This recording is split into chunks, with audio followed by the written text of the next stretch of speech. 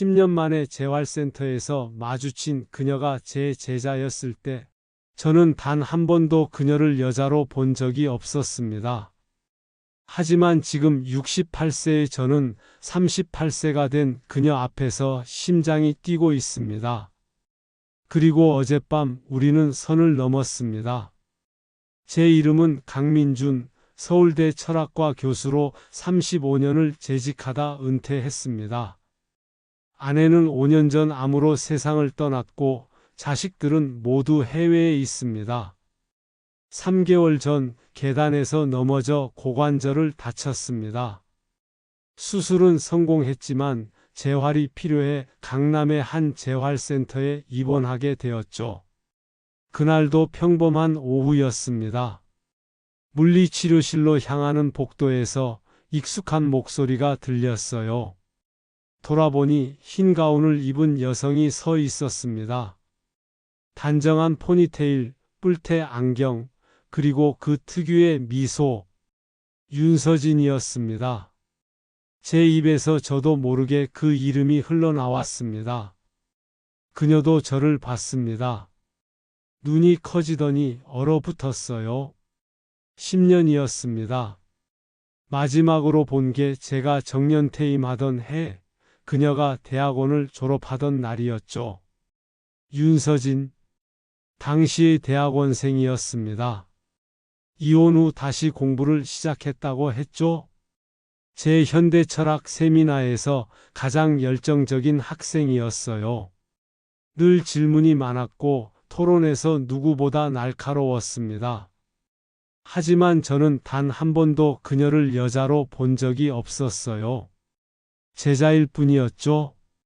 그런데 지금 그녀가 제 휠체어를 밀며 물리치료실로 안내하고 있었습니다. 그녀의 목소리엔 씁쓸함이 묻어났어요. 철학으로는 밥벌이가 안 되어 2년 공부해서 물리치료사 자격증을 땄다고 했습니다. 물리치료실에 도착했을 때 담당 선생님이 말했습니다. 오늘부터 윤서진 선생님이 담당한다고요. 그 순간 제 심장이 뛰기 시작했습니다. 첫 치료 시간이었습니다. 그녀의 손이 제 허리를 받쳤습니다. 그 순간 온몸에 전율이 흘렀어요. 이상했습니다.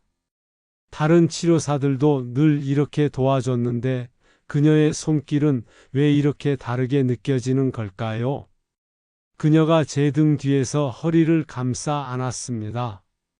재활 운동을 위한 자세였지만 그녀의 체온이 제 등에 고스란히 느껴졌어요. 그녀의 숨소리가 제 귀 가까이에서 들렸습니다. 천천히 일어서라고, 무릎에 힘을 주라고, 괜찮다고 속삭이는 그녀의 목소리. 그 목소리를 들으며 저는 깨달았습니다.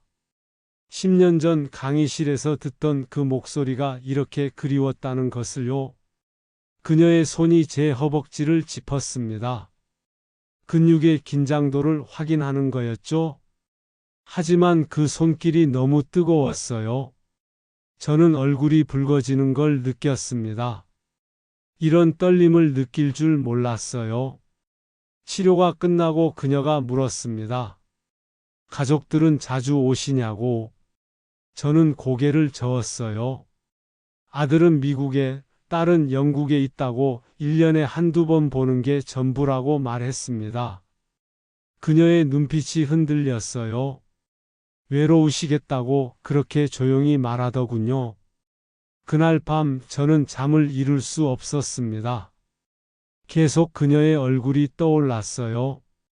10년 전 강의실에서 열정적으로 질문하던 모습, 졸업식 날 눈물 글썽이며 감사하다고 인사하던 모습, 그리고 오늘 제 허리를 감싸 안으며 조심스럽게 걷게 도와주던 모습. 그녀의 체온, 숨소리, 향기까지. 다음 날부터 치료 시간이 기다려지기 시작했습니다. 그녀를 보는 것만으로도 하루가 밝아지는 기분이었어요. 매일 그녀는 제 몸을 만졌습니다. 물리치료라는 명목 하에, 하지만 그 손길 하나하나가 저를 흔들었어요. 때로는 제 어깨 근육을 풀어주며, 때로는 제 다리 스트레칭을 도와주며 그녀의 손이 제 몸 곳곳을 스쳤습니다. 2주가 지난 어느 날이었습니다. 그녀가 제 목 뒤를 마사지해주고 있었어요. 긴장을 풀어주는 치료였죠. 그녀의 손가락이 제 목덜미를 따라 천천히 움직였습니다. 여기 많이 뭉쳐 있다고 말하는 그녀의 목소리가 속삭임처럼 들렸습니다. 제 귓가에 그녀의 입술이 아주 가까웠어요. 그녀의 숨결이 제 귀를 간지럽혔습니다. 저는 눈을 감았습니다. 이게 치료인지 아니면 다른 무엇인지 구분이 안 됐어요. 어느 날 치료가 끝나고 그녀가 제 옆에 앉았습니다. 잠시 쉬어가자고 하더군요. 그리고는 조용히 말했어요. 제 강의가 인생을 바꿨다고, 철학을 공부하면서 처음으로 자신의 삶을 진지하게 들여다봤다고, 이혼의 상처를 치유할 수 있었던 건 저 덕분이라고. 제 가슴이 뭉클했습니다. 그녀의 진심이 느껴졌거든요. 그리고 동시에 깨달았습니다. 저도 그녀 덕분에 살아있음을 느끼고 있다는 것을요. 5년 동안 아내를 잃은 상실감 속에서 죽은 듯 살았는데, 그녀를 다시 만난 후로 심장이 다시 뛰기 시작했다는 것을요. 한 달이 흘렀습니다. 제 재활은 순조롭게 진행되었고, 이제 지팡이만 있으면 걸을 수 있게 되었어요. 하지만 저는 퇴원하고 싶지 않았습니다. 그녀와 헤어지고 싶지 않았거든요. 어느 비 오는 오후였습니다. 치료 후 창가에 서서 빗소리를 듣고 있는데 그녀가 다가왔어요. 조용히 제 옆에 섰습니다. 한참을 침묵하다가 그녀가 먼저 입을 열었습니다. 저를 다시 만나서 행복하다고 했어요. 10년 동안 잊고 살았던 감정들이 되살아났다고.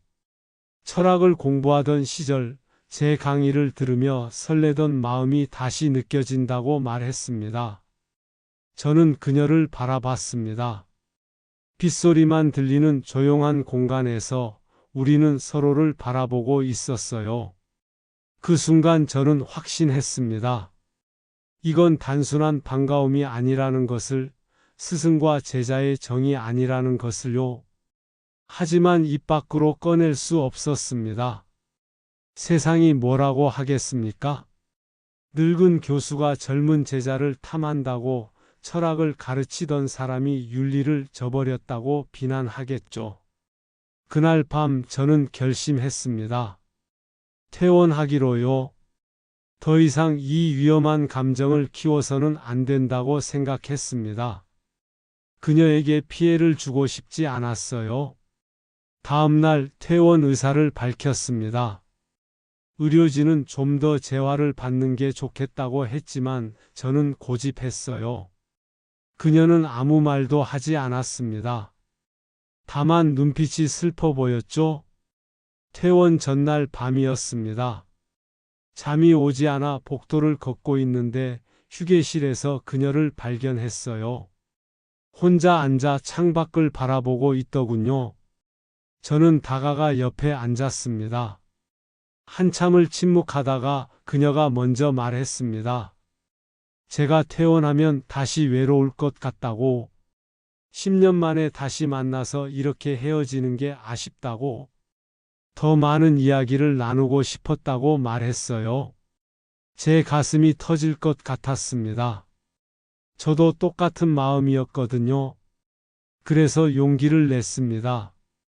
떨리는 목소리로 말했어요. 저도 그렇다고, 그녀가 그립다고, 다시는 못 볼 것 같아 견딜 수 없다고. 그녀가 저를 바라봤습니다. 그 눈빛에는 저와 같은 감정이 담겨 있었어요.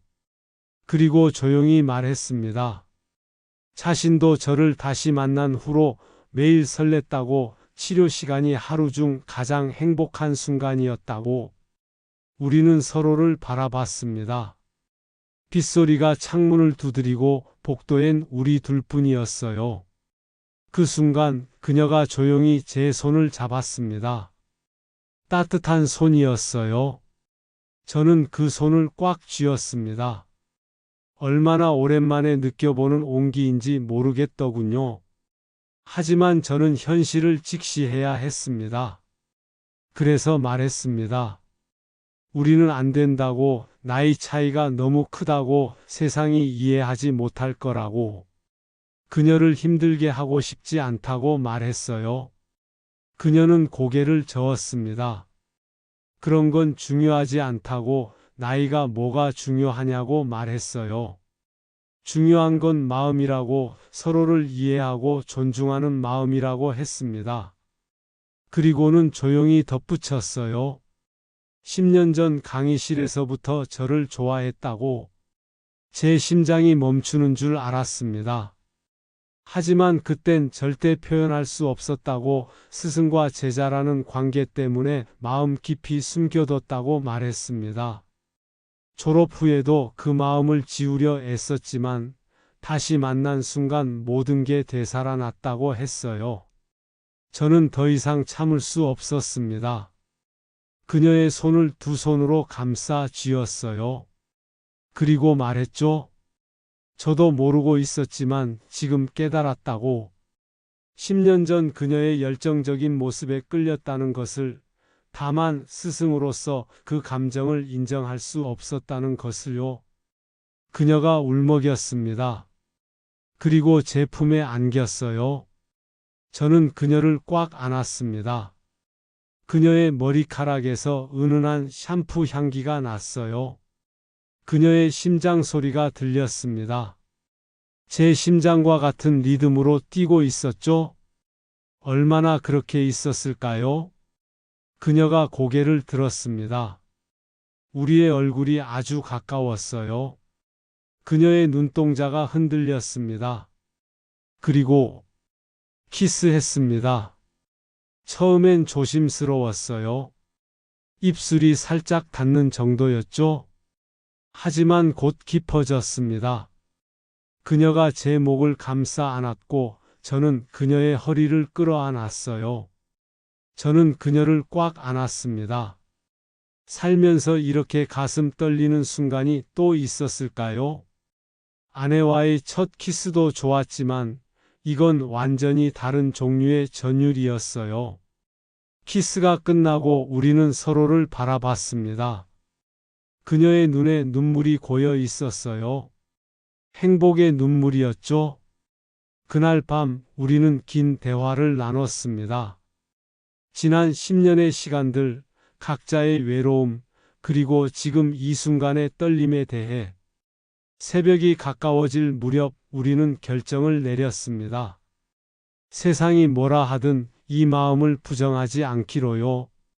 퇴원을 일주일 미뤘습니다. 그 일주일 동안 우리는 매일 만났어요.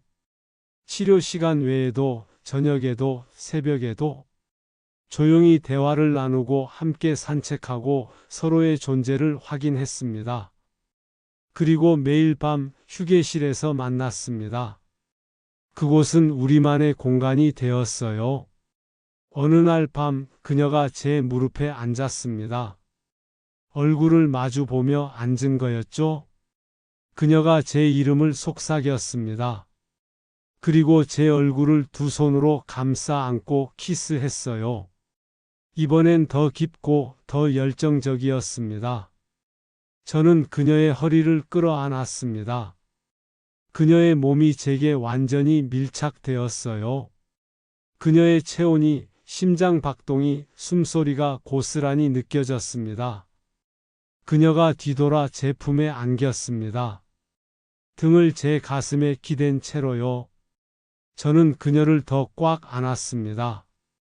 그녀의 손이 제 셔츠 단추를 풀기 시작했습니다. 저는 그녀를 멈추지 않았어요. 저는 떨리는 목소리로 그녀의 이름을 불렀습니다. 그녀가 고개를 들어 저를 바라봤어요. 괜찮다고, 진심이라고 말하는 그녀의 눈빛을 보며 저는 더 이상 망설일 수 없었습니다. 그날 밤 우리는 선을 넘을 뻔했습니다. 하지만 마지막 순간 제가 멈췄어요. 이곳은 병원이었고 아직은 아니라는 생각이 들었거든요. 그녀를 꽉 안고 말했습니다. 조금만 기다리자고, 퇴원하고 나서 제대로 된 시간을 갖자고. 그녀가 제 품에서 고개를 끄덕였습니다.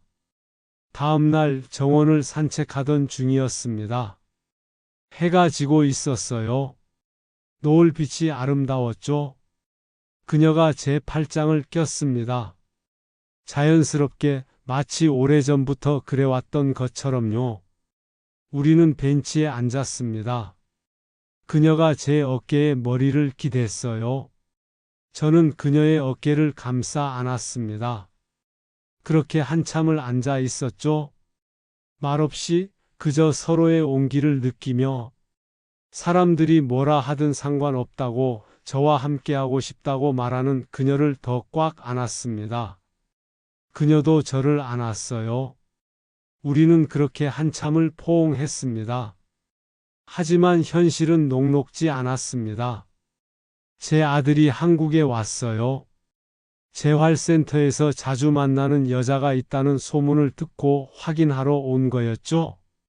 그녀를 보자마자 얼굴이 굳었습니다. 나이를 물었고 관계를 따졌어요. 아들은 화를 냈습니다. 정신 차리라고, 늙은이가 추태를 부린다고 소리쳤어요. 그 말에 제 가슴이 찢어지는 것 같았습니다. 하지만 더 아픈 건 그녀가 상처받는 모습이었죠. 그날 밤 그녀가 말했습니다. 그만두자고, 저에게 피해를 주고 싶지 않다고, 가족들과 멀어지게 하고 싶지 않다고 했어요. 눈물을 글썽이며 말하는 그녀를 보니 제 마음도 무너졌습니다. 하지만 저는 포기할 수 없었어요. 이제야 찾은 진심인데 이대로 보낼 수 없었습니다. 그래서 아들을 다시 만났어요. 그리고 말했습니다. 나이가 들수록 깨닫는 게 있다고, 사랑에는 공식이 없다고, 남은 인생을 의미 있게 살고 싶다고, 그녀와 함께하는 게 제 마지막 행복이라고 말했습니다. 아들은 이해할 수 없다는 표정이었지만 결국 한숨을 쉬며 말했어요. 제가 행복하다면 말리지 않겠다고, 다만 후회하지 말라고, 책임질 수 있는 선택이어야 한다고 했습니다. 퇴원하는 날 그녀가 문 앞까지 배웅 나왔어요. 저는 그녀에게 물었습니다. 정말 괜찮겠냐고. 그녀는 미소 지으며 대답했어요. 나이는 숫자일 뿐이라고, 중요한 건 함께하는 시간의 질이라고. 그리고 제 손을 잡았습니다. 그 순간 저는 확신했어요. 이 사람과 함께라면 괜찮을 거라고. 퇴원 후 일주일이 지났습니다. 그날은 그녀의 휴일이었어요. 저는 그녀를 제 집으로 초대했습니다. 문을 열고 들어서는 그녀를 보며 제 심장이 다시 뛰기 시작했습니다. 그녀는 평소와 다른 옷을 입고 있었어요. 하얀 원피스였죠.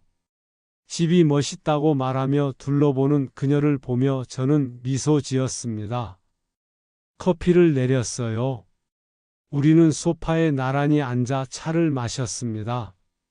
대화를 나누다가 어느 순간 침묵이 흘렀어요. 서로를 바라보고 있었습니다. 그녀가 먼저 다가왔습니다. 제 입술에 키스했어요. 저는 그녀를 끌어안았습니다. 키스가 깊어졌습니다. 그녀가 제 셔츠 단추를 풀기 시작했고 저는 그녀의 등을 쓰다듬었어요. 정말 괜찮은 거냐고 제가 물었습니다. 그녀가 고개를 끄덕이며 대답했어요. 진심이라고, 10년을 기다렸다고. 그날 밤 우리는 하나가 되었습니다. 침실로 옮겨간 우리는 서로를 온몸으로 느꼈어요. 그녀의 부드러운 피부, 떨리는 숨소리, 뜨거운 체온, 모든 것이 선명했습니다. 이런 순간이 다시 올 줄 몰랐어요. 그녀 역시 떨고 있었습니다. 우리는 서로를 위로하듯, 사랑하듯, 천천히 그리고 깊게 하나가 되었습니다. 그녀의 원피스가 바닥에 떨어졌고 제 셔츠도 벗겨졌습니다. 우리는 서로의 살결을 느끼며 입술을 맞추고 숨을 나눴어요. 그 순간만큼은 나이도, 관계도, 세상의 시선도 중요하지 않았어요. 오직 서로를 향한 이 뜨거운 마음만이 존재했습니다. 그녀가 제 위에 올라탔습니다. 저는 그녀의 허리를 잡았어요. 우리의 눈이 마주쳤습니다. 그 눈빛에는 사랑과 욕망이 동시에 담겨 있었죠. 천천히, 아주 천천히 우리는 하나가 되었습니다. 그녀가 신음을 흘렸고 저도 신음을 참을 수 없었어요. 얼마나 시간이 흘렀을까요? 우리는 서로를 끌어안고 절정에 이르렀습니다. 그 순간의 황홀함을 저는 평생 잊지 못할 것 같습니다. 끝나고 우리는 서로를 꽉 안고 누워 있었습니다. 그녀가 제 가슴에 얼굴을 묻고 속삭였어요. 행복하다고. 저도 대답했습니다. 너무 행복하다고. 그날 이후 우리의 관계는 더 깊어졌습니다. 지금 저희는 일주일에 3번 만납니다. 그녀의 퇴근 후 조용한 카페에서 차를 마시며 대화를 나눠요. 철학 이야기도 하고 일상 이야기도 하고 때로는 그냥 침묵하기도 합니다. 그리고 주말이면 함께 시간을 보냅니다. 영화를 보거나 전시회를 가거나 때로는 그냥 집에서 함께 있기도 해요. 집에서 함께 있는 시간은 특별합니다. 요리를 함께 하고 영화를 보고 그리고 침실로 향하죠. 매번 처음처럼 떨리고 매번 새롭습니다. 산책할 때면 자연스럽게 손을 잡습니다. 영화를 볼 때면 그녀가 제 어깨에 기대요. 그 모든 순간이 소중해요. 사람들은 이상하게 볼지도 모릅니다. 하지만 저희에겐 그런 게 중요하지 않아요. 서로를 이해하고 존중하고 사랑한다는 것, 그것만으로 충분합니다. 어제도 그녀가 집에 왔었습니다. 함께 저녁을 만들었어요. 그녀가 야채를 썰고 저는 고기를 굽고 평범한 일상이지만 이렇게 행복할 수가 없더군요. 식사를 마치고 소파에 앉아 와인을 마셨습니다. 그녀가 제 품에 안겼어요.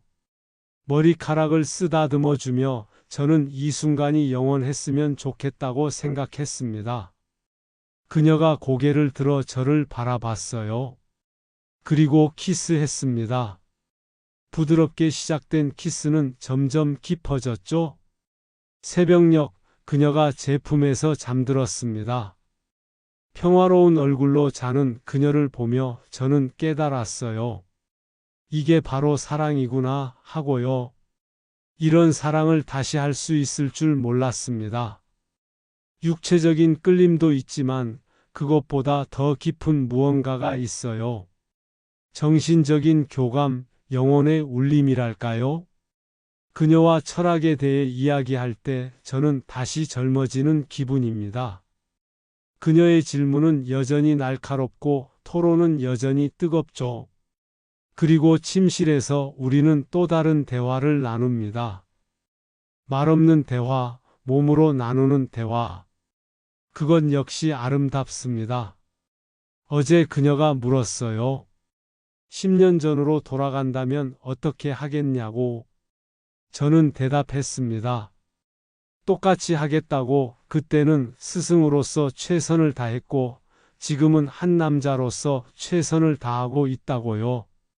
그리고 덧붙였습니다. 10년 전에는 불가능했던 이 사랑을 지금 이렇게 누릴 수 있어서 감사하다고. 그녀가 울먹이며 저를 안았어요. 저도 그녀를 꽉 안았습니다. 그리고 다시 사랑을 나눴죠. 제게 남은 시간이 얼마나 될지 모릅니다. 10년일 수도 20년일 수도 있죠. 하지만 그 시간 동안 그녀와 함께 한다면 그것만으로도 제 인생은 완성될 것 같습니다. 지난주에는 짧은 여행을 다녀왔습니다. 강릉의 한 펜션이었어요. 바다가 보이는 방에서 우리는 이틀 내내 함께 했습니다. 아침에 눈을 뜨면 그녀가 제 품에 안겨 자고 있었어요. 바다 소리를 들으며 그녀의 잠든 얼굴을 바라보는 시간. 그게 얼마나 행복한지 모릅니다. 낮에는 해변을 걸었습니다. 손을 잡고 때로는 포옹하며 사람들이 쳐다봤지만 신경 쓰지 않았어요. 돌아오는 차 안에서 그녀가 말했어요.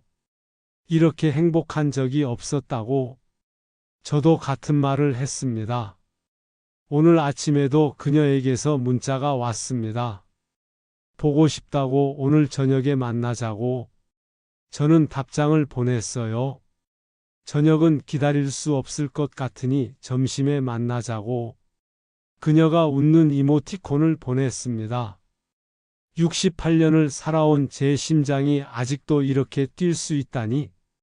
그녀를 생각하면 가슴이 두근거리고 그녀를 만나면 온몸이 떨립니다. 만약 여러분의 부모님이 훨씬 젊은 사람과 사랑에 빠졌다면 어떻게 하시겠습니까? 반대하시겠습니까? 아니면 응원하시겠습니까? 저는 이제 확신합니다. 사랑의 나이는 없다고. 중요한 건 서로를 향한 진심이라고. 며칠 전 그녀가 제게 물었어요. 후회하지 않냐고. 세상 사람들의 시선이 부담스럽지 않냐고. 저는 단호하게 대답했습니다. 단 한순간도 후회한 적 없다고. 그녀와 함께하는 매 순간이 선물이라고. 이제 우리는 동거를 고려하고 있습니다. 아들이 반대할까봐 걱정했는데 의외로 이해해 주더군요. 아버지가 행복하면 됐다고. 다음 달부터 그녀가 제 집으로 옮겨올 예정입니다. 매일 아침 그녀와 함께 눈을 뜰 수 있다니. 생각만 해도 설레요. 여러분이라면 어떻게 하시겠습니까? 인생의 황혼기에 찾아온 마지막 사랑 받아들이시겠습니까? 세상의 시선을 감당할 수 있겠습니까? 저는 선택했습니다. 사랑을, 행복을, 그녀를. 오늘도 곧 그녀를 만나러 갑니다. 약속 장소로 가는 길이 이렇게 설렐 줄 몰랐어요.